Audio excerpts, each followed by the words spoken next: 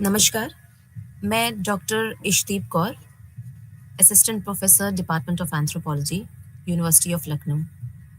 आज मैं आपके सामने आई हूँ एक नया विषय लेकर, जिसे हम कहते हैं अपने समाज की एक संरचना को पढ़ने के लिए, कि ये हमारा समाज में जो अलग-अलग हमारे इंस्टीट्यूशन चलते हैं, वो कैसे एक दूसरे से रिलेटेड रहते हैं। इसी पे अगर मैं बात करूँ कि हमारे जो सामाजिक संबंध हैं, हमारे जो सांस्कृतिक उत्पाद हैं, ये आपस में कैसे इनका संबंध रहता है। इसी को लेके एक काम आया था, जिसे लेवी स्ट्रॉस ने दिया था, जिसका नाम मैं कहूँ या जिनका काम बहुत ही प्रसिद्ध हुआ था, जिसे हम कहते हैं स्ट्रक्चरलिज़्म या संरचनावाद। ये संरचनावाद मैं कहूँ कि एक जो विचार लेवी स्ट्रॉस संरचनावाद की बात करें, तो इन्होंने एक तरीके से अपना विचार दिया कि संरचना और समाज की आपस में कैसे संबंध बना के चलते हैं, इसको ढूँढा जाए, ये इसकी खासियत रही है संरचनावाद की। अगर संरचनावाद को अगर हम और उसमें देखें, तो संरचनावाद की एक खासियत रही है कि संरचनावाद ने डिडक्टिव लॉजिक जिसे हम कहते हैं या जिसे हम कहते हैं निगमनात्मक तर्क को यूज़ करने की कोशिश की थी। और वही स्ट्रक्चरल फंक्शनलिज्म की अगर हम लोग बात करें, तो ये लोग इंडक्टिव रीजनिंग पे यानी विवेचनात्मक तार्किक को अगर हम बात करें, इन्होंने उपयोग करने की कोशिश की है। इनका मानना होता था कि हम एक छोटे से कॉन्सेप्ट से लेकर एक बहुत बड़ा अ, हम कह सकते हैं एनालिसिस दे सकते हैं, अपना सुझाव दे सकते हैं। बट वही स्ट्रक्चरलिज्म कहता है कि नहीं, हम बहुत छोटी-छोटी चीज़ों से बहुत बड़ा स्वरूप नहीं बता सकते। हमें बहुत बड़े स्वरूप को देख के चलना चाहिए कि वो कैसे छोटी-छोटी चीज़ों में लागू होते हैं कि नहीं होते हैं। जैसे मैंने आपको स्टार्टिंग में ही बताया कि जो ये संरचनावाद आया, इसमें लेवी स्ट्रॉस का काम बहुत फेमस रहा है। लेवी स्ट्रॉस अगर मैं कहूँ तो इनका पूरा नाम रहा है क्लॉड लेवी स्ट्रॉस। इनका जन्म 1908 में हुआ था, 28 नवंबर को बेल्जियम में। ये मैं कहूँ कि उस समय 20वीं शताब्दी के बहुत फेमस सोशल एंथ्रोपोलॉजिस्ट रहे हैं, क्योंकि इनका काम बहुत उन दिनों बहुत फेमस हुआ। और मैं कहूँ ये उस समय आधुनिक मानव शास्त्र के जनक माने जाते हैं, जिसे हम फादर ऑफ मॉडर्न एंथ्रोपोलॉजी भी कहते हैं, या मैं कहूँ कि संरचनावाद के ये संस्थापक भी माने जाते हैं, क्योंकि स्ट्रक्चरलिज्म की बात इन्होंने ही सबसे पहले करी थी। तो इनको ये टैग बहुत प्रोमिनेंटली मिले हैं, फाउंडर ऑफ स्ट्रक्चरलिज्म और फादर ऑफ मॉडर्न एंथ्रोपोलॉजी। क्योंकि इनकी जो मेथड रहा है, जैसे जैसे हम स्ट्रक्चरलिज्म मेथड कहते हैं, संरचनावाद कहते हैं, ये बहुत फेमस हुआ था करीबन 1980 और के बीच में आसपास ये बहुत फेमस रहा इनका काम। इनके मैं कह सकती हूँ कि बहुत सारे लोग ने संरचनावाद या स्ट्रक्चरलिज्म को बहुत प्रेज़ भी नहीं किया, बहुत तारीफ़ नहीं करी, बट फिर भी बहुत जगह इन्हें यूनिवर्सिटी, इंस्टीट्यूशंस में सोशियोलॉजी और एंथ्रोपोलॉजी में पढ़ाया गया।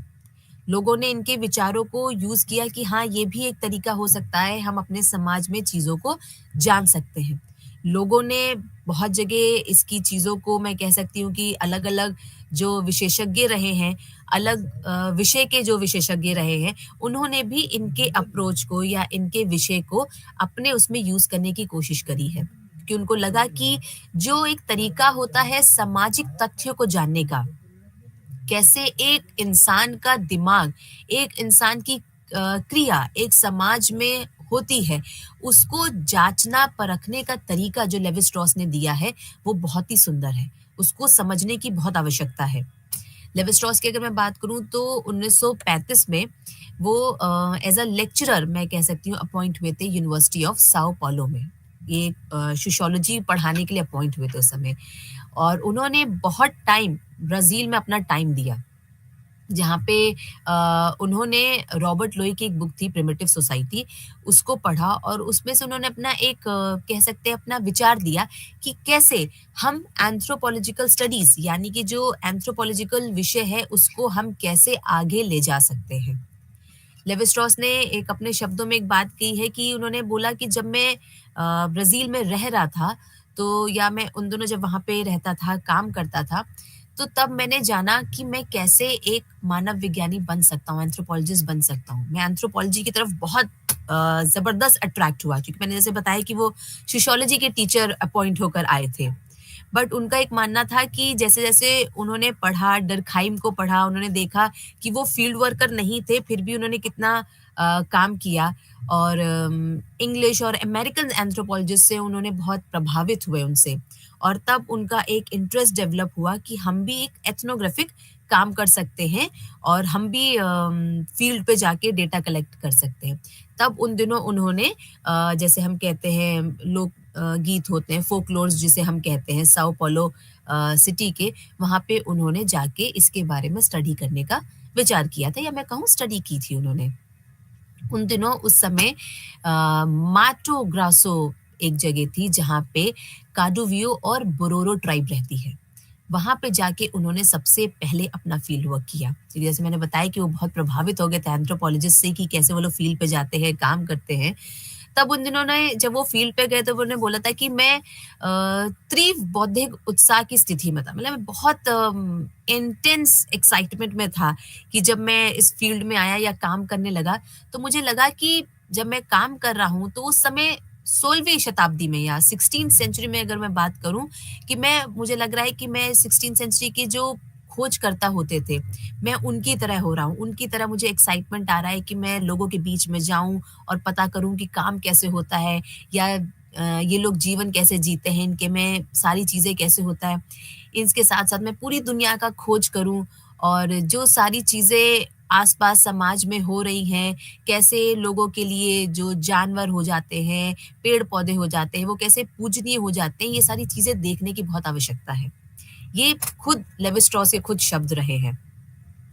जब वो अपने फील्ड पे थे तो कार्डोवियो से जैसे मैंने बताया जो ट्राइब थी, वहाँ से वो बहुत सारे मिट्टी के सजावटी बर्तन लेकर आए, बहुत सारे उनके चित्रित जो खाल होते थे, पेंटेड होते थे, उन सबको लेकर आए।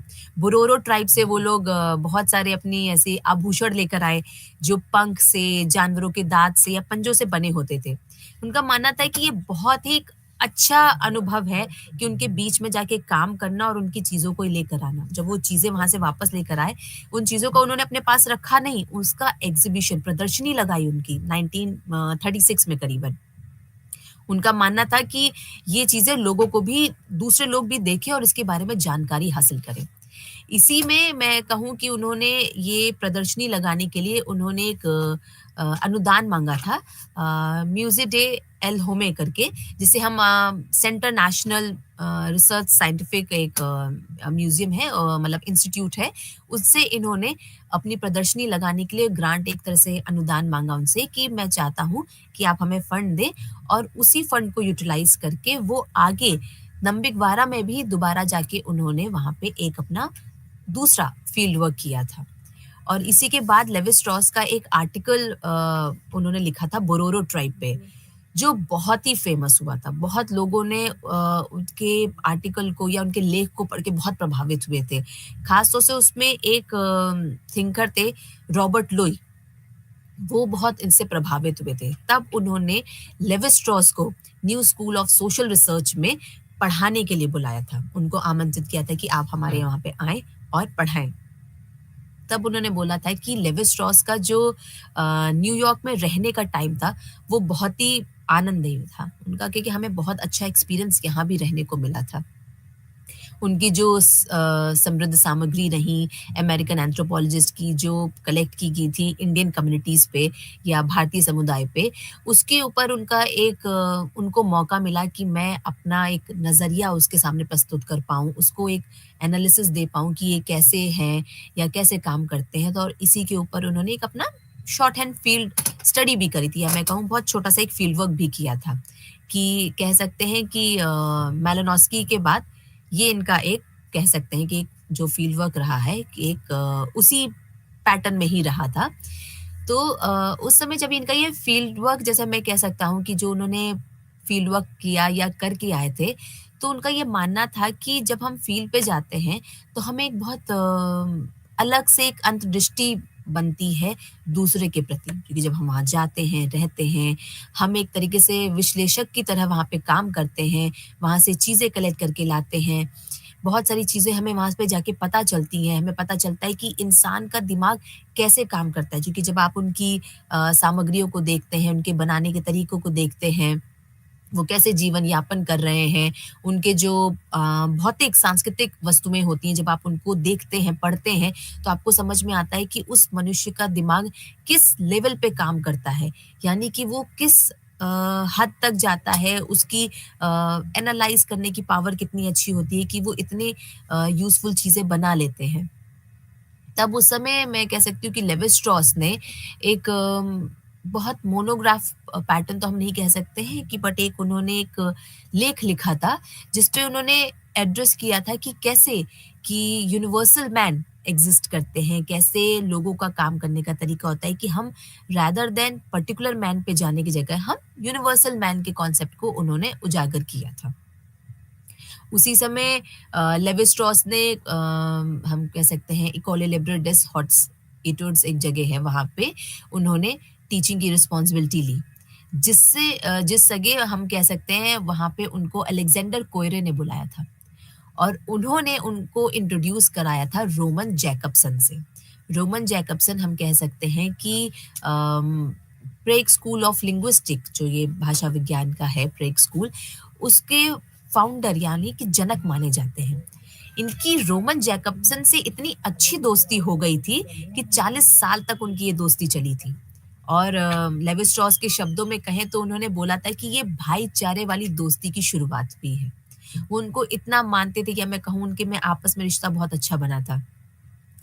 उसी फ्रेंडशिप को मैं कह सकती हूँ, उसी दोस्ती पे लेवी स्ट्रॉस को स्ट्रक्चरलिज्म या संरचनावाद से इंट्रोड्यूस कराया था। उनका मानना था या मैं कहूँ कि उनके साथ वो जब ये कह सकते हैं कि संरचनावाद की जो कार्यप्रणाली थी, उसके जैकबसन के साथ मिलके उन्होंने इसको इंट्रोड्यूस कराया था या इसको वो लेकर आए थे। पर ये मैं कहूँ कि जो ये कार्यप्रणाली बनी थी, ये भाषा विज्ञान में सबसे पहले आई थी। क्योंकि जैकबसन मैं कहूँ कि जब एक बार उनका लेक्चर सुना उन्होंने लेवी स्ट्रॉस का किनशिप पे, तो उन्होंने उनको इस पे एडवाइस किया कि तुमने किनशिप पे इतना अच्छा लेक्चर दिया, तो तुम इसके बारे में कुछ लिखो भी। तो जैकबसन से इंस्पायर होके लेवी स्ट्रॉस ने उस समय अपने एक लेख लिखा था, मैं कहूँ किताब लिखी थी the elementary structure of kinship. ये 1943 में आई थी, जब उसको लिखना शुरू किया था और करीबन 1947 में जाके इसको खत्म किया था इसको लिखना। ये काम इनका बहुत फेमस हुआ था। क्यों? क्योंकि इन्होंने एक नया विज़न, नया अप्रोच दिया था किनशिप को पढ़ने का। यानी जो हमारे गठबंधन होते हैं, हमारी रिश्तेदारी होती है, रिश्तेदारी को पढ़ने और समझने का एक नया तरीका इन्होंने समझाया था, कि कैसे इन सारे रिश्तों को पढ़ने का एक इन्होंने जिसे कहते हैं अलायंस थ्योरी, जिसे हम गठबंधन सिद्धांत कहते हैं, वो इन्होंने बताने की कोशिश करी थी। उन्होंने बोला था कि जो ये वंश सिद्धांत चला आ रहा है, डिसेंट थ्योरी चली आ रही है, ये डिसेंट थ्योरी से हम लोग ना पढ़ के हमें गठबंधन सिद्धांत को पढ़ने की आवश्यकता है।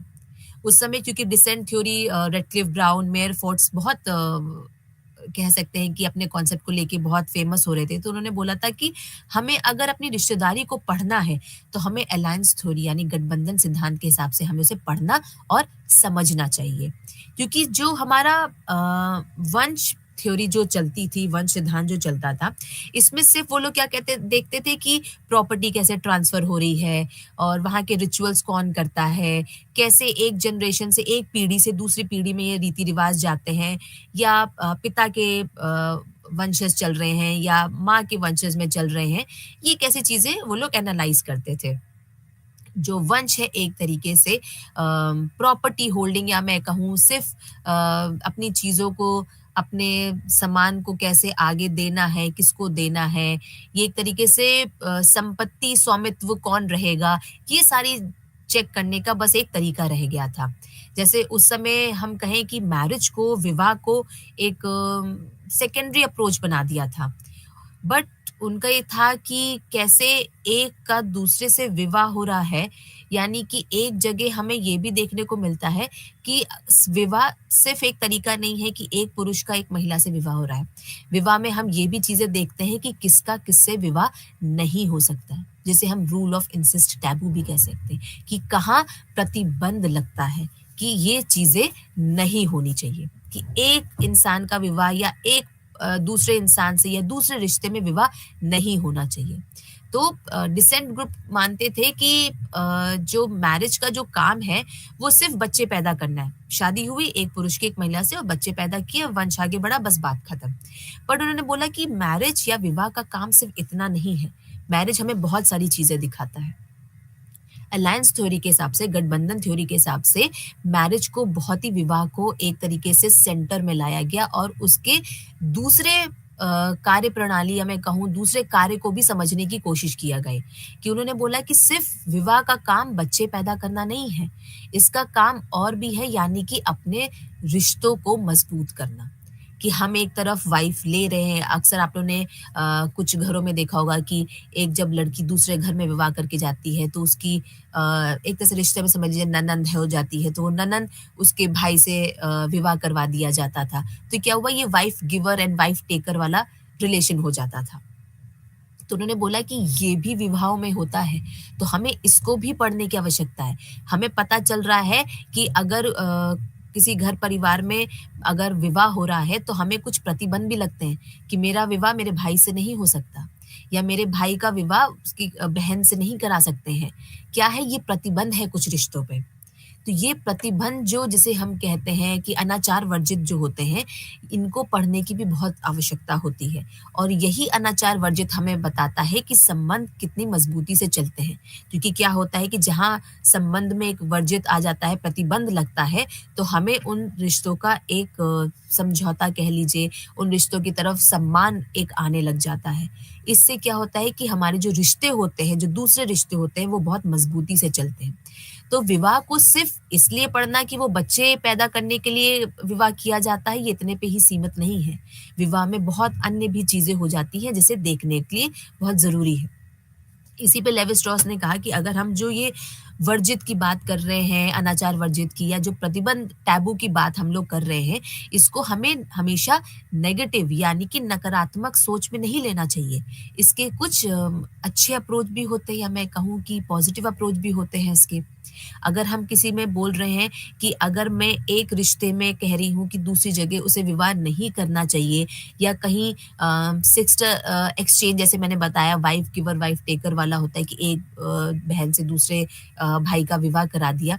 तो क्या होता है ये एक्सचेंज करवाता है, यहाँ रिश्ते और मजबूत हो जाते हैं, हमारी रिश्तेदारी और बढ़ जाती है। इससे क्या होता है कि हमें इसके पॉजिटिव चीज़ें भी देखने को मिलती हैं। तो हम कह सकते हैं कि जो इंसिस्ट टैबू या जो प्रतिबंध रिश्तों में लगते हैं, उससे हमें सिर्फ नेगेटिव नहीं, उसका पॉजिटिव अप्रोच भी देखना चाहिए। तो लेवी स्ट्रॉस का जो वर्क किनशिप पे रहा बेसिकली तो उन्होंने जैसे मैंने बताया कि इसका इन्होंने जब ये काम लिखा था, इनका काम जो था ये फ्रेंच में था। इस फ्रेंच काम को अंग्रेज़ी में या इंग्लिश में ट्रांसलेट होने में बहुत साल लग गए थे। और वो ट्रांसलेट हो गए करीबन-करीब मान के चलिए 20 साल लग गए और 1969 में ये काम उनका इंग्लिश में ट्रांसलेट होकर आया था। तो एक काम हम कह सकते हैं कि इनका काम जो काफ़ी फ़ेमस रहा, उसको पढ़ने की इतनी आवश्यकता थी कि उसको फ्रेंच लैंग्वेज से इंग्लिश में भी ट्रांसलेट किया गया। क्यों? क्योंकि इन्होंने जैसे मैंने बताया कि रिश्तेदारी क्यों ज़रूरी हो जाती है, उसी में उसमें उन्होंने बताया कि विवाह क्यों ज़रूरी हो जाता है। विवाह जहाँ महिला का आदान-प्रदान होता है, तो उसमें बताया कि महिला की भी अपनी एक वैल्यू होती है, अपनी एक ज़रूरत होती है। कैसे ये साइकिल ऑफ रेसिप्रोसिटी चलती रहती है, ये देखने की भी बहुत आवश्यकता होती है। लेवी स्ट्रॉस का एलिमेंट्री स्ट्रक्चर वाला काम मैं कह सकती हूँ कि सिर्फ़ किनशिप पे नहीं, उन्होंने मैरिज पे भी फ़ोकस करके अपने काम को दिखाया था इन्होंने। लेवी स्ट्रॉस का मन तो था कि इस किताब का एक सेकंड वॉल्यूम भी निकाला जाए, जिसमें वो सिर्फ़ विवाह के पॉज़िटिव यानी कि सकारात्मक अप्रोच जो रहे हैं, उसके बारे में बात की जाए। बट वो पॉसिबल नहीं हो पाया। वो आगे उसको और मैं कहूँ कि सेकंड वॉल्यूम में या दूसरी किताब नहीं निकाल पाए थे। बट इन्होंने अब 1958 में बहुत सारे ऐसे लेख लिखे थे जिसको मिला-जुला के उन्होंने एक अपनी किताब निकाली थी 1963 में जिसे बोला गया था स्ट्रक्चरल एंथ्रोपोलॉजी। ये भी काम इनका हम कह सकते हैं कि बहुत फेमस हुआ था। इस किताब में हम कह सकते हैं सामाजिक संरचना की अवधारणा के बारे में बात की थी। तो सोशल स्ट्रक्चर जिसे हम कहते हैं उसके बारे में इन्होंने बताया था और ये पूरा लेख जो आया था ये एंथ्रोपोलॉजी टुडे में आया था और जिसे एएल क्रोबर ने उसे एडिट किया था कि कैसे उन्होंने बताया था कि जो ये सोशल स्ट्रक्चर है, सामाजिक संरचना है, ये कैसे एक मॉडल की तरह काम करता है और हमारे समाज को समझने में हमारी मदद करता है। इसी के बाद 1962 1962 में लेवी स्ट्रॉस का एक काम आया था जो और फेमस हुआ था। मैं कहूँगी एक नहीं 2 काम इनके आए थे। एक था द टोटेमिज़्म जिसे हम फ्रेंच में ले टोटेमिज़्म भी कहते हैं और दूसरा काम आया था इनका द सैवेज माइंड, ला पैसेंजी सॉवेज ये फ्रेंच में क्योंकि था बुक थी तो ये फ्रेंच उसका नाम था। ये दोनों बुक्स जो मैं कहूँ ये आई थी ये बुक एक तरीके से बहुत बड़ा परिवर्तन था कि कहाँ वो किनशिप और इन सारी चीज़ों को पढ़ रहे थे, मैरिज के बारे में पढ़ रहे थे, रिश्तेदारी, विवाह ये सब। यहाँ से शिफ्ट होके इन्होंने जो ये किताब लिखी थी ये सीधे एकदम धर्म के ऊपर फ़ोकस थी। यानी एक इंस्टीट्यूशन से वो दूसरे इंस्टीट्यूशन पे शिफ्ट हुए थे। कि कैसे उन्होंने बताया कि कैसे ये जो टोटेमिज़्म होता है, टोटम होता है, ये कैसे समाज में या किसी समुदाय में कितना ज़रूरी हो जाता है।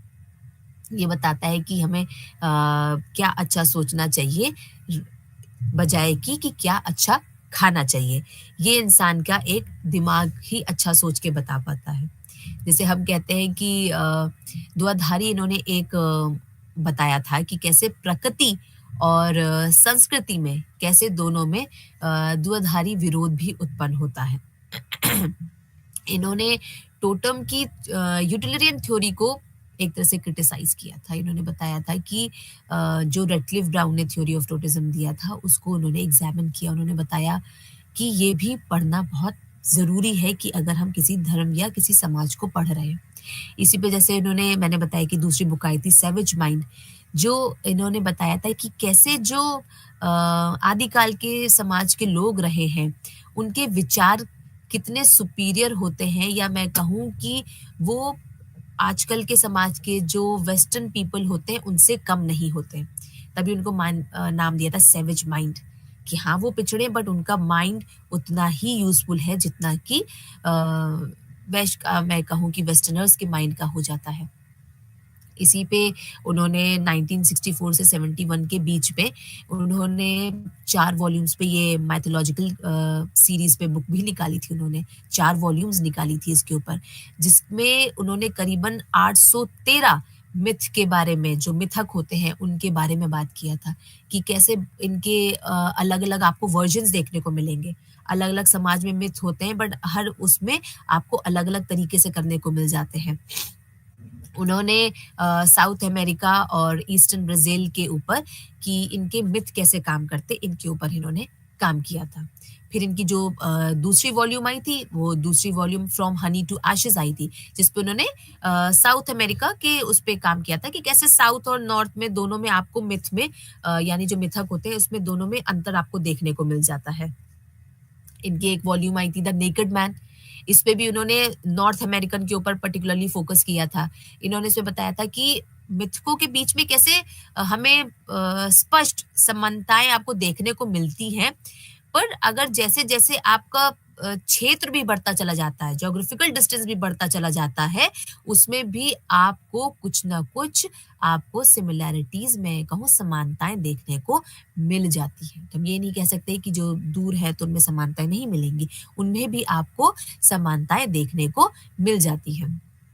अब ये सब हम कह सकते हैं कि जो ये कॉन्सेप्ट इनका शुरू हुआ सेंट्रल ब्राज़ील से शुरू हुआ और वो दूसरी जगह फैलता चला गया, यानी दूसरी जगह और जगह भी पहुँचा। जैसे-जैसे जो नेबरिंग आस-पास के क्षेत्र होते हैं, आपस में मिलते थे, आपस में कुछ उनको चीज़ें आपको समझ में आई, आपने उनकी चीज़ों को हासिल किया, अपनाया, कुछ चीज़ें आपको अलग भी देखने को मिल जाती हैं। तो इस प्रकार से हम कह सकते हैं कि प्रत्येक मिथक का जब आप विश्लेषण करते हैं, जब उनको आप एनालाइज़ करते हैं, तो आपको पता चलता है कि दूसरों के बारे में आपको एक विज़न जानने को मिलता है, एक निहितार्थ प्रस्तुत करता है कि कैसे ये दोनों चीज़ें अलग होने के बावजूद भी उनमें कुछ-कुछ आपको चीज़ें देखने को समानताएँ मिल जाएँगी। हम कह सकते हैं ये सारी चीज़ें मिथक कैसे पे एक जगह से दूसरी जगह फैलती चली जाती हैं।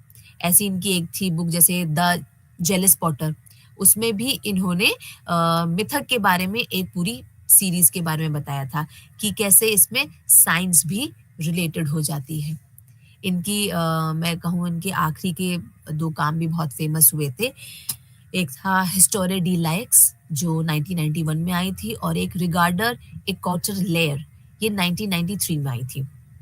जो मानते हैं कि बहुत अच्छी इनकी किताब रही थी और ये कहते हैं कि ये इनका लगभग-लगभग आखिरी का काम रहा है जो इनका आया और बहुत फ़ेमस भी रहा था।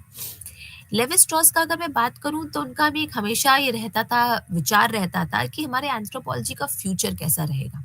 उनका सवाल हमेशा ही रहेगा क्योंकि जैसा-जैसा समाज चेंज हो रहा है, एंथ्रोपोलॉजी भी बहुत सारी चीज़ें सोसाइटीज़ चेंज हो रही हैं, एंथ्रोपोलॉजी चेंज हो रही है, कुछ चीज़ें विलुप्त हो रही हैं, तो हमें उन चीज़ों को रिकॉर्ड करने की बहुत ज़रूरत है।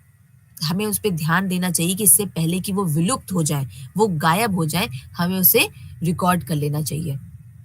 लेवी स्ट्रॉस ने जैसे बोला था कि जो एंथ्रोपोलॉजी है यानी कि मानव विज्ञान है हमारा, ये एंडेंजर्ड साइंस नहीं है, ये लुप्तप्राय विज्ञान नहीं है। हमें देखना पड़ेगा कि कैसे फ्यूचर में चीज़ें चेंज हो रही हैं, तो हमें भी उस हिसाब से चेंज करने की, परिवर्तन लाने की आवश्यकता है। क्योंकि हम तो ऑब्जेक्ट ऑफ फील्ड वर्कर हैं। हमें तो फील्ड पे जाके काम करना है, देखना है कि कैसे ये सारे परिवर्तन हो रहे हैं और इसको नोट करने की बहुत आवश्यकता है। इन्हीं का अपना एक वर्क रहा है लेवी स्ट्रॉस का, जिसमें हम कह सकते हैं कि a movement in anthropological thought इसकी वजह से बहुत ये याद किए गए या मैं कहूँ कि बहुत तारीफ़ की गई। इन्होंने बोला कि लेवी स्ट्रॉस के हिसाब से संरचनावाद का जो तात्पर्य है, वो मानव जाति के लिए सार्वभौमिक गहरी, अदृश्य और सहज संरचनाओं की खोज से होता है। यानी कि हम कह सकते हैं कि जो चीज़ें गायब हो गई हैं, इन्नेट स्ट्रक्चर हैं, यही सारी चीज़ें हमारे मानव को बनाने की ज़रूरत भी होती हैं। तो ये जो छुपी हुई चीज़ें हैं, हमें इन्हें बाहर लाना है और इन्हें देखने की ज़रूरत है। जब हम एक कल्चर से दूसरे कल्चर में देखेंगे, तो आपको कुछ चीज़ें ऐसी देखने को मिलेंगी, कुछ आपको अनकॉन्शियस माइंड में देखने को मिलती हैं, जिसे हमें कॉन्शियस बाहर लाने की बहुत आवश्यकता है। इस चीज़ पे लेवी स्ट्रॉस हमेशा से फ़ोकस करते आए हैं। लाइक में हम कह सकते हैं कि लेवी स्ट्रॉस ब्रिटिश एंथ्रोपोलॉजिस्ट से भी बहुत प्रभावित रहे हैं। इन्होंने हम कह सकते हैं कि उनसे प्रभावित होके उन्होंने एक बात कही थी कि कैसे हमें संरचनावाद, जो हमारा स्ट्रक्चरलिज़्म है, इसे हमें माइक्रो लेवल जिसे हम कहते हैं सूक्ष्म स्तर पे हमें या मैं कह सकती हूँ कि रीजनल लेवल पे, क्षेत्रीय स्तर पे इसको अप्लाई करने की या लागू करने की आवश्यकता है। हम इसे बहुत बड़े रूप में ना देखें, हमें इसे बहुत छोटे-छोटे स्तर पे इसको देखने की ज़रूरत है। जैसे उस समय लुईस डुमॉन्ट का वर्क था होमो हायरार्कियस 1967 में आया था। इसके लिए मतलब उन्होंने ऐसे बताया था कि कैसे हमारा जो संरचनावाद है उसे क्षेत्रीय स्तर पे समझने की ज़रूरत है। उसी को लेके उन्होंने ये अपना एक अप्रोच दिया मैं या कहूँ अपना विषय दिया उन्होंने बोला कि जो हमारा संरचनावाद है, ये एक तरीके से अगर हम उसमें माइक्रो लेवल पे या जानिए कि उस समय से सूक्ष्म लेवल पे उसको समझने की कोशिश करेंगे, तो ये एक नया रूप बना सकता है। तो जब ये एक नया क्षेत्र बनेगा, तो हम इसे नए विचार को हम कह सकते हैं नियो स्ट्रक्चरलिज़्म या जिसे नव संरचनावाद भी कहते हैं। इसी पे जैसे मैं अभी आपको एक विषय बता रही थी कि कैसे उन्होंने स्टार्टिंग में किनशिप और टोटम को लेके बात की थी। टोटमिज़्म की जैसे मैं बात करूँ जिसे हम गर्जनवाद या टोटम प्रथा भी कहते हैं। तो लेवी स्ट्रॉस ने टोटम को लेके मैं जैसे बताया कि पहले फ्रेंच में उन्होंने 1962 में बुक पब्लिश कराई थी। फिर उसका इंग्लिश में ट्रांसलेशन हुआ, ऑक्सफोर्ड एंथ्रोपोलॉजिस्ट ने उसे किया था, रॉडने नीधम ने। करीबन 50 पन्ने का तो पोले ने उसमें इंट्रोडक्शन ही लिखा था। इस बुक को पोले ने मतलब पोले की जो एक तरह से मैं कहूँ कि बुक लिखी थी, बहुत इसको एप्रिशिएट किया गया था और उन्होंने बोला था कि टोटमिज़्म में लेवी स्ट्रॉस ने बहुत सारी चीज़ों पे फ़ोकस किया या मैं कहूँ एंथ्रोपोलॉजिकल समस्याओं को दिखाया है कि कैसे चीज़ें होती हैं और हमें समाज को एक नई नज़र से देखने की आवश्यकता है। हम हमेशा वही पुराने तरीके से देखते आए हैं, बट हमें एक नया विचार लाना चाहिए। ये जो टोटमिज़्म है, टोटम प्रथा है, ये एक तरीके से जो संस्था है, इंस्टीट्यूशन है, ये आपको हर जनजातीय समुदाय में देखने को मिलेगा। इसमें टोटमिज़्म अगर मैं एक बहुत आसान शब्द में समझना चाहूँ तो एक तरीके से ये इसको माना जाता है कि जो जनजातीय समुदाय में देखा जाता है, जिसमें जो जनजातीय समुदाय के जो सदस्य होते हैं, उसमें ये लोग एक कोई पेड़-पौधा हो गया या कोई जानवर हो गया या ऐसी कोई मैं कहूँ वस्तु हो गई, ऐसी वस्तु को वो बहुत ही मानते हैं कि हम इन्हीं की पीढ़ी से हम उजागर होकर आए हैं या मैं कहूँ ये हमारे बहुत पूजनीय हमारे रहे हैं, वंश के रहे हैं और हम इन्हीं के वंश के लोग चले आ रहे हैं। तो उस पेड़-पौधे या मैं कहूँ उस जानवर को ये बहुत पूजनीय मानते हैं। उपासना करते हैं, उसकी पूजा करते हैं और एक उनके में ऐसा कोई त्योहार होता है और उस त्योहार में इसको मतलब हम कह सकते हैं कि उस वस्तु को उस समय एक उनके साथ हम कह सकते हैं कि एक अनुष्ठान संबंध उनके साथ स्थापित रहता है। एक रिचुअल रिलेशनशिप उनके साथ रहता है वहाँ पे। उनकी एक अलग ही फीलिंग रहती है उस पेड़-पौधे या उस जानवर के साथ में। उसको क्योंकि मैंने जैसे बताया कि उसको एक ये पूजनीय मानते और मानते हैं कि हम उन्हीं के वंश से चले आ रहे हैं या हम उन्हीं के बच्चे हैं जो उन्हीं की पीढ़ी से हम चले आ रहे हैं। तो उसी पूजनीय पेड़ को, जानवर को या किसी वस्तु को वो जिसको बहुत पूजनीय मानते हैं, उसको टोटम कहा जाता है। तो लेवी स्ट्रॉस ने ये जो शब्द लिया था वो ओजीबा से लिया था।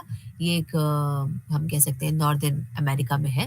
वहाँ से इन्होंने उनकी लैंग्वेज से एलन क्विन वहाँ पे लैंग्वेज उनकी चलती है, उनसे ये वर्ड लिया था टोटम। तो उनका मानना है कि जो सदस्य होते हैं, जो सेम टोटम को मानते हैं कि वो तुम्हारे लिए भी पूजनीय है, हमारे लिए भी पूजनीय है, तो वो 2 समूह क्या हो जाते हैं, वो टोटेमिक ग्रुप कहलाते हैं। वो टोटेमिक समूह हो जाते हैं। उनका मानना है कि उस पेड़-पौधे या जो जानवर को या उस वस्तु को वो पूजनीय मान रहे हैं, उसको वो मारने से बचते हैं या उसको खाने से बचते हैं। उसको इनका मानना है कि वो एक ही टाइम पे सैक्रिफाइस करेंगे और उनका 1 साल में कोई त्योहार होता है, उसी त्योहार पे वो उसको सैक्रिफाइस करते हैं और उस समय उसको खाते हैं, वो तब उसको उसको एज़ अ प्रसाद के तौर पे उसको लेते हैं। और जब उसकी मृत्यु होती है तो उसकी मृत्यु पे वो लोग बहुत रोते भी हैं। एक तरह से जैसे कहा जाता है कि बहुत विलाप किया जाता है।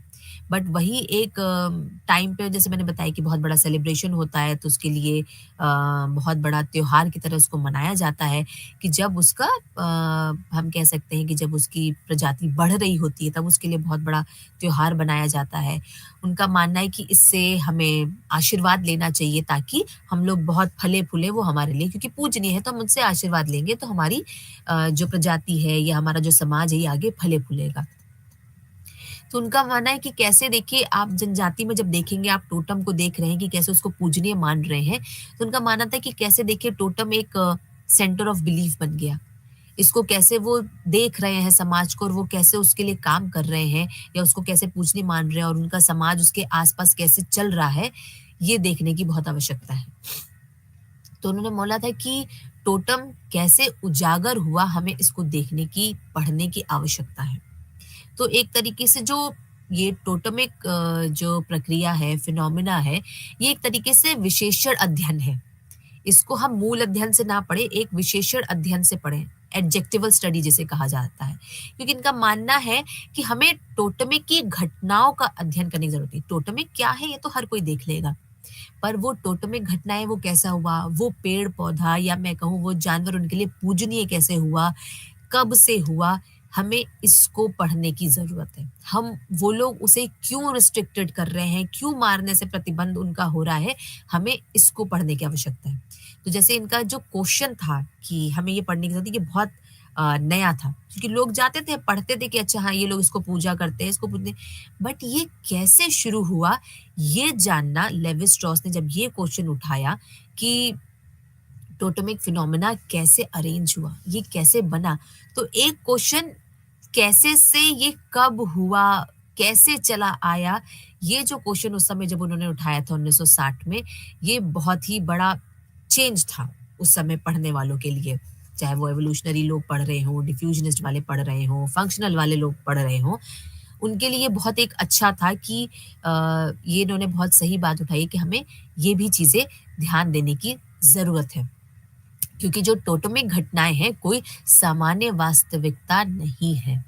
ये उन्होंने बोला था कि totemic phenomena are not a reality sui generis, ये खुद से डेवलप नहीं हुई है। कुछ ऐसा हुआ था कि जिसकी वजह से ये सारी चीज़ें हुई हैं। तो हमें इसको पढ़ने और समझने की आवश्यकता ज़रूर है। कुछ लोगों ने जो फंक्शनल मैं या कहूँ कार्यात्मक विचार था टोटेमिज़्म को पढ़ने का, उसको विरोध भी किया। डर्कहाइम का जो एक्सप्लेनेशन था कि टोटेम जो होता है वो लोगों को बाँध के रखता है एक मॉरल कम्युनिटी में। मेलानोस्की का जो आइडिया था ट्रोबियन पे जैसे उन्होंने देखा था, तो उनका मानना था कि ये लोगों को खाना देता है। एक उसकी अपनी एक अलग वैल्यू है और उनका जो एक्सप्लेनेशन था मेलानोस्की का, ये हर जगह एप्लीकेबल नहीं था। ये आप अगर देखोगे जैसे इनकी थ्योरी यूनिवर्सल नहीं थी, क्योंकि कुछ सोसाइटीज़ में आपको टोटम जो देखने को मिलेंगे, उनकी बहुत ऐसी कोई यूटिलिटी वैल्यू नहीं थी, यानी कि वो कोई काम आ सके चीज़, ऐसे कोई ज़रूरत की चीज़ें वो लोग नहीं थी, बट फिर भी उसको वो पूजते थे।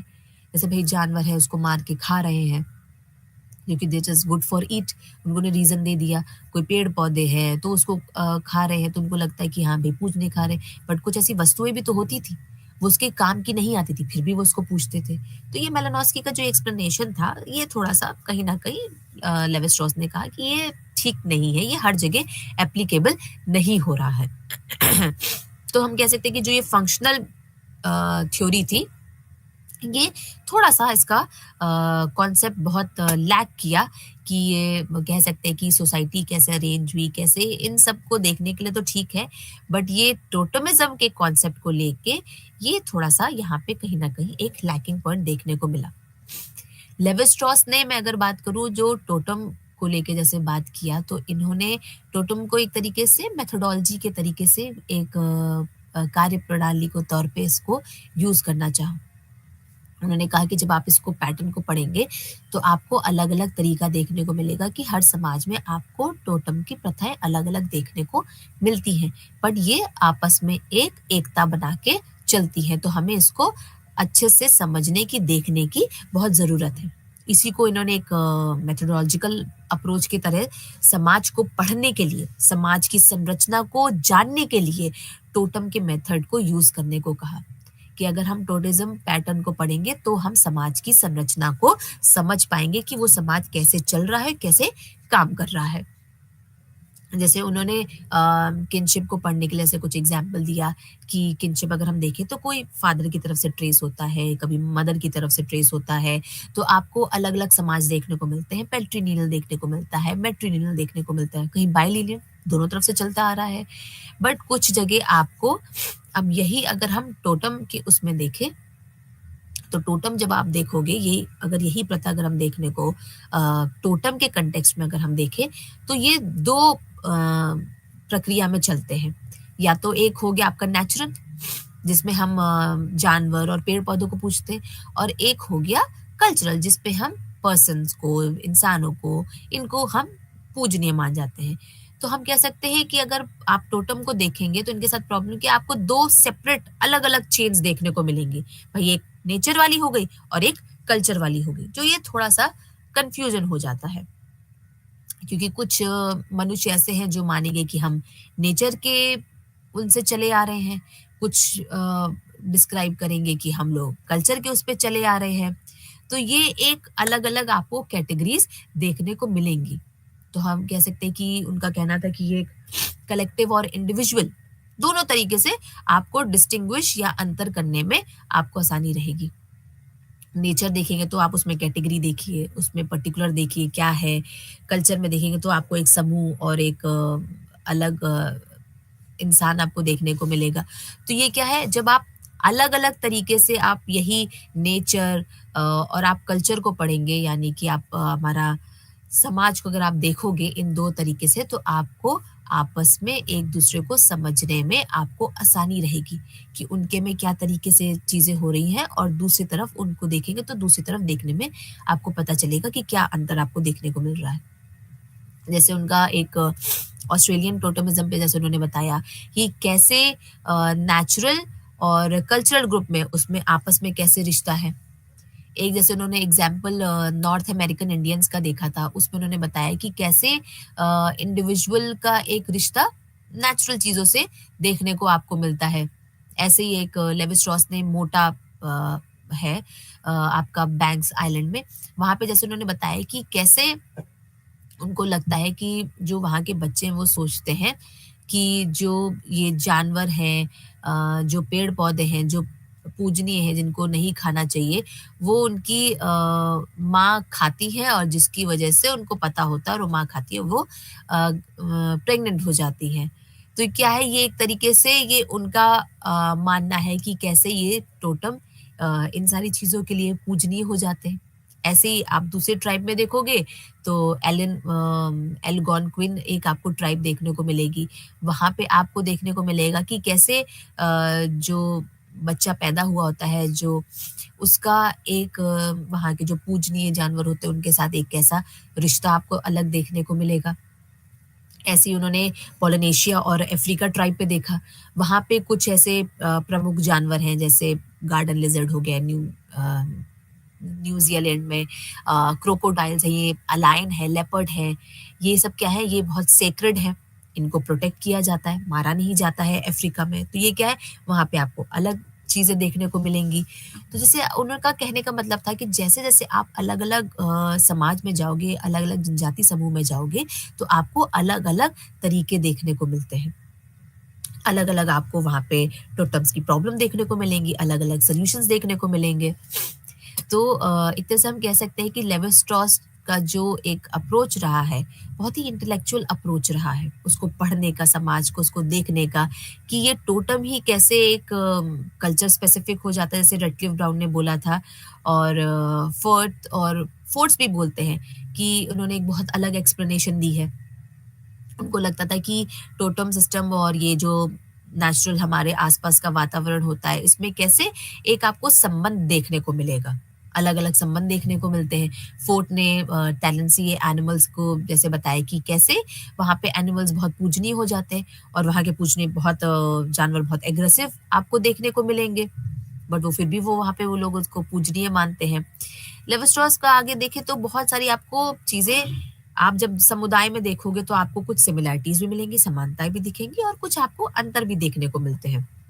इसलिए उन्होंने बोला कि जब हम 2 समूह को, 2 क्लैन्स को जब आप देखोगे, जब उनके बीच में आप 2 जानवरों के बीच में रिश्ता देखोगे, 2 बर्ड्स या 2 एनिमल्स के बीच में आप रिश्ता देखोगे, तो आपको एक अलग-अलग सीरीज़ देखने को मिलती है। अलग-अलग आपको पैटर्न देखने को मिलते हैं। जैसे उन्होंने बताया कि नुअर में आपको ट्विन्स जो होते हैं, उनको बर्ड्स बोला जाता है। वो इसलिए नहीं क्योंकि वो चिड़िया की तरह दिखते हैं, बस इसलिए क्योंकि उनका अपना एक रिलेशन है। तो इस वजह से उसको वो ऐसा नाम दे दिया जाता है। तो उनका एक अपना अलग डिस्क्रिप्शन इसके लिए चलता है। तो ये क्या है आप देखेंगे कि लोगों ने कैसे अपनी चीज़ों को वो वहाँ के समुदाय के अपने जानवर हो गए, पक्षी हो गए, इन सब से वो कैसे रिलेट करते हैं। उनको उनके सोचने का तरीका देखिए कि उन्होंने बताया कि कैसे ये एक लेवल ऑफ थिंकिंग है उनकी, मीन्स ऑफ थिंकिंग है कि वो कैसे अपने समाज को, अपनी चीज़ों को जोड़ के चल रहे हैं, अपने वातावरण से चीज़ों को जोड़ के चल रहे हैं। उनका एक हम कह सकते हैं कि कॉग्निटिव, इंटेलेक्चुअल उनका था कि जो टोटेमिक फिनोमेना रहा है, ये जनरल क्लासिफिकेटरी आइडियोलॉजी रही है। हर लोगों ने मैं कह सकती हूँ लेवी स्ट्रॉस ने अपना बोला है कि टोटेम को अगर हम देखें तो थोड़ा-सा आपको चेंजेस अडॉप्ट करने की भी ज़रूरत है। अगर हम अलग-अलग समाज में देखें तो हम एक विज़न लेके नहीं चलना चाहिए। आपको अलग-अलग विज़न्स देखने को चलना चाहिए। जैसे कुछ आप उन्होंने बताया कि अलग-अलग जैसे फॉर एग्ज़ाम्पल क्लैन्स हैं। एक हमने बोल दिया बियर है, एक बोल दिया ईगल है, एक आपने बोल दिया एक टर्टल है। अब जब आप इनको आप अलग-अलग देखोगे तो जैसे बियर क्या है ये ज़मीन को इंडिकेट करता है और जो ईगल है वो आसमान को इंडिकेट करती है और टर्टल कछुआ यानी वो पानी को इंडिकेट करता है। तो जब आप इन तीनों को आप अलग-अलग रिलेशंस में पढ़ोगे तो आपको अलग-अलग चीज़ें देखने को मिलेंगी। अब इसी में जैसे उन्होंने अगर आप कहते हैं कि आप अलग-अलग कलर्स को अगर आप देखोगे, तो जैसे आपको देखने को मिलेगा कि अलग-अलग टर्टल्स अलग-अलग जैसे कछुए होते हैं, अलग-अलग कलर के होते हैं, तो उसमें भी आपको रिलेशंस देखने को मिल जाते हैं। ऐसे ही अगर हम अंतर करने को आएँगे तो आपको दिन और रात में भी बहुत सारे अंतर देखने को मिलेंगे। इनके पर देखा जाए तो दोनों में आपस में संबंध भी है, बट दोनों में आपको अंतर भी देखने को मिलेंगे। तो ये क्या है, ये अलग-अलग चीज़ें जैसे उन्होंने एग्ज़ाम्पल के तौर पे अपनी बातों को समझाने की कोशिश की थी कि कैसे अलग-अलग हम चीज़ों को जब देखते हैं, अगर कोई जानवर या पक्षी, पेड़-पौधे पढ़ते, तो ये या हम किसी कलर को अगर हम पढ़ते हैं, जैसे मैंने अब डे और नाइट का बताया, तो जो दिन होता है, वो पीले रंग को बताता है, रात है, तो वो ग्रे या ब्लैक को इंडिकेट करता है। तो क्या है दोनों एकदम कंट्रास्ट, ऑपोज़िट है, ऑपोज़िशन की बात कर रहे हैं, बट दोनों में कुछ ना कुछ आपको देखने को समानताएँ भी देखने को मिलती हैं और यहीं पे आपकी प्रॉब्लम उठती है डेमोग्राफिक इम्बैलेंस की। यहाँ पे इन्होंने बाइनरी ऑपोज़िशन की भी बात करी है लेवी-स्ट्रॉस ने। लेविस में अगर बात करूँ एक समापन के तौर पे, तो टोटेमिक फिनोमेना अगर मैं बात करूँ कि एक अलग-अलग क्लासिफ़ाइड करने का एक तरीका था अलग-अलग जनजाति समूहों को, कि अलग-अलग जनजाति समूह में उनके खान-पीन कैसा होता है, इकोनॉमिक एक्सचेंज कैसे चलता है, रिश्तेदारी कैसे चलती है। इन सारी चीज़ों को अगर हम टोटेमिक के या टोटम प्रथा के उस पे देखेंगे तो आपको अलग-अलग चीज़ें देखने को मिलती हैं। कहीं नेचुरल स्पीशीज़ हो गए, सोशल कैरेक्टरिस्टिक्स हो गए, ये सारी चीज़ें देखने को मिलती हैं। लेवी-स्ट्रॉस ने हमेशा से टोटम से और जाति के रिश्ते को भी समझने की कोशिश की है कि एक तरीके उन्होंने समझने की कोशिश की है कि टोटम में हम एक इंसान का अपने नेचर से, अपने वातावरण से क्या रिश्ता रहता है, अपने प्रकृति से क्या रिश्ता रहता है, इसको भी समझने की उन्होंने कोशिश की है। तो टोटम से हम कह सकते हैं कि सिर्फ़ एक तरीका समझने का नहीं है कि वो क्या खा रहे हैं, क्या किसको पूजनीय मान रहे हैं। इससे हमें ये भी पता चलता है कि प्रकृति से इंसान का कैसा रिश्ता है, उसके आपस में रिश्ते कैसे हैं, उसके धर्म में क्या चीज़ें मानी जाती हैं, क्या समानताएँ हैं, क्या अलग है, ये सारी चीज़ें भी हम टोटम को जब पढ़ते हैं, तो हमें ये सारी चीज़ें भी पढ़ने को पता चलती हैं। हम सिर्फ़ एक ही चीज़ पे नहीं सीमित रहते हैं, हमें बहुत सारी चीज़ें अलग-अलग चीज़ें भी जानने को मिलती हैं। क्योंकि जब हम पोले ने भी जैसे बोला था कि लेवी-स्ट्रॉस की जो प्रॉब्लम ये टोटम की जब उठते हैं, तो ये एक बार की नहीं है, ये हर बार की प्रॉब्लम आपको देखने को मिलती है। आपको बहुत सारी चीज़ें आपको देखने को मिलती हैं टोटम में। क्योंकि जैसे मैंने कहा ना कि टोटम सिर्फ़ एक रिश्ते को या एक चीज़ को पढ़ने की क्रिया नहीं रह गई है। टोटम से हम बहुत सारी चीज़ें पढ़ सकते हैं, समझ सकते हैं। क्योंकि जैसे अभी मैं बोल रही थी कि इन्होंने बाइनरी अपोज़िशन की बात की। इन्होंने कैसे बताया कि कैसे अलग-अलग जो कलर हमारे समाज में होते हैं, येलो हो गया या ब्लैक हो गया, ये दोनों अलग कंट्रास्ट भी हैं, बट इनमें अपना एक अलग अपना रिश्ता भी आपको देखने को मिलता है। इनका बाइनरी अपोज़िशन का कॉन्सेप्ट भी लेवी-स्ट्रॉस का बहुत फ़ेमस रहा है। तो उनका मानना ये है कि जब हम किसी समाज को, किसी संरचना को हम पढ़ रहे हैं, तो हमें उनमें ये चीज़ें जानने की बहुत आवश्यकता होती है।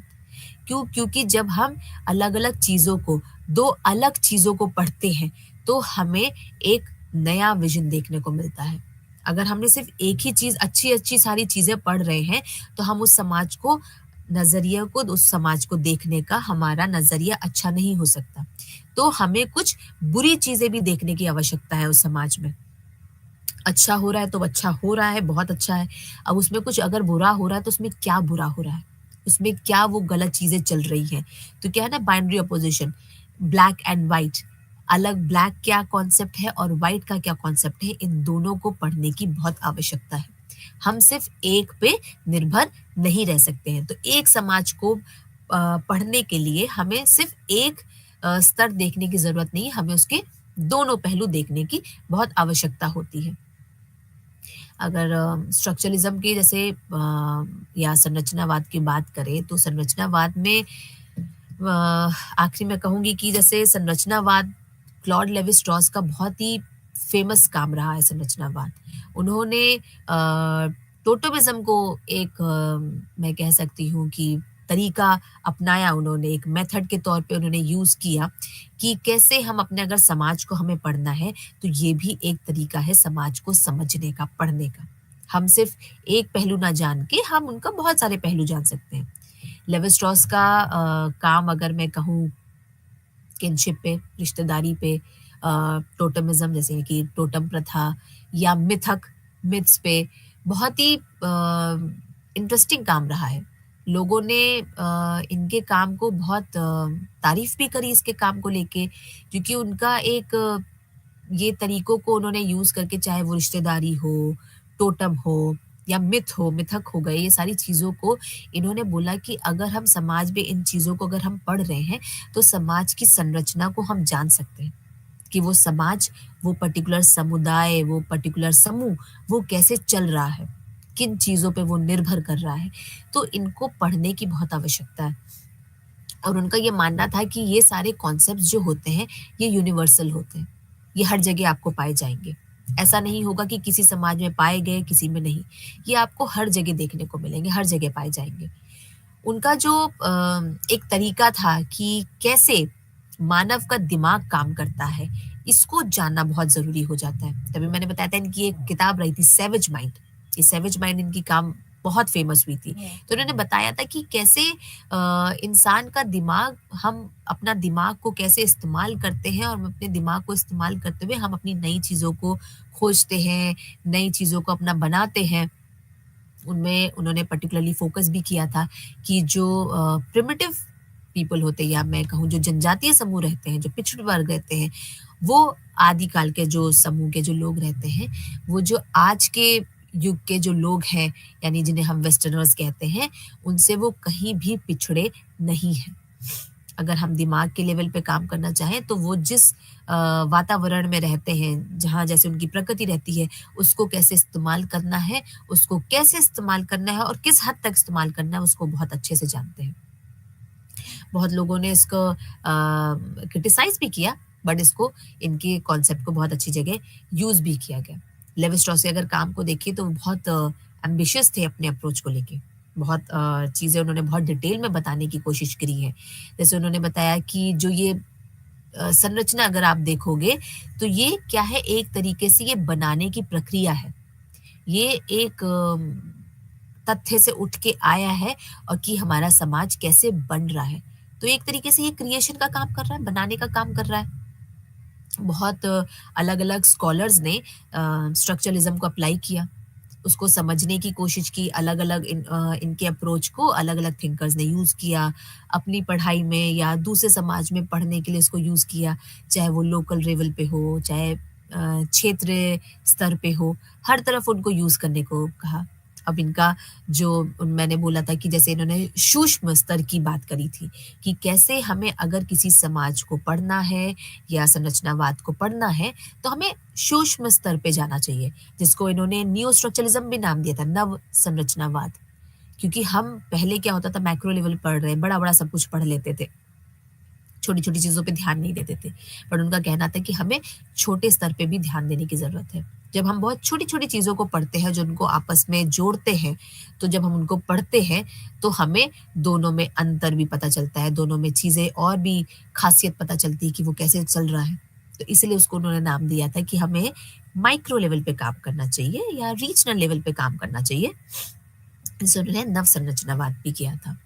ये मैं कहूँ कि उनके प्रोपोनेंट जैसे रहे हैं एडमंड लीच थे ब्रिटिश एंथ्रोपोलॉजिस्ट के इनके साथ के रहे इन्होंने बोला या लीच मैं कहूँ कि जो क्रिटिकल आइडिया उन्होंने दिया था स्ट्रक्चर फंक्शनल का संरचनावाद कार्यप्रणाली का बट एक चीज़ उन्होंने जो उनसे सीखी तो ये कह सकते हैं कि लोगों का क्या आइडिया रहता है एक खोज के तौर पे उसको यूनिवर्सल कॉन्सेप्ट के तौर पे या दिमागी स्तर पे उसको समझने के लिए कैसे लोग अपना आइडिया यूज़ करते हैं इसको पढ़ने की बहुत आवश्यकता होती है।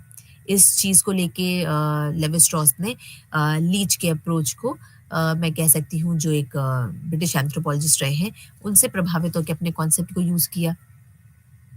और अगर हम देखें कि लीच में एक काम किया था जिस पे उन्होंने डिस्टिंक्शन बताया था, भेदभाव बताया था, रूल्स और जो नॉर्म्स हो जाते हैं उनके बीच में, कैसे दोनों में फ़र्क रहता है और ये कैसे मनुष्य के दिमाग में ये दोनों चीज़ें अंदर रहती हैं।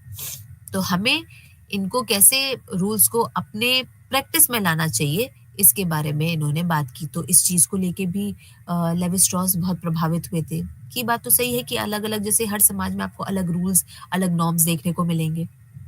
तो अगर हम इनको पढ़ेंगे तो हमें समाज को और अच्छे से समझने की क्षमता मिलती है कि वो समाज में इंसान अपने दिमाग का कैसे इस्तेमाल कर रहा है अपने समाज को, अपने रीति रिवाज को चलाने के लिए।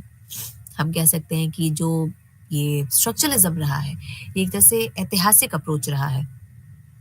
जैसे हम कह सकते हैं कि ऐतिहासिक मैं इसलिए कहूँगी कि पुरानी चीज़ें कैसे हो रही हैं, नए परिवर्तन कैसे आ रहा है, तो हम अपने इतिहास को यानी हमारी अपनी पुरानी चीज़ों को समझने की हम इसमें कोशिश करते हैं संरचनावाद में, कि पहले क्या चल रहा था और अब क्या हो रहा है।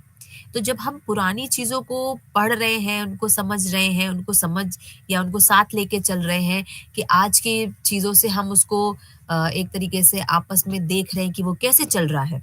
तो हम कह सकते हैं कि इसलिए इसको हिस्टोरिकल अप्रोच कहा जाता है। क्योंकि ऐतिहासिक अप्रोच इसीलिए बोला जाता है। क्यों? क्योंकि हम पुरानी चीज़ों को कंपेयर कर रहे हैं इस सारी चीज़ों में।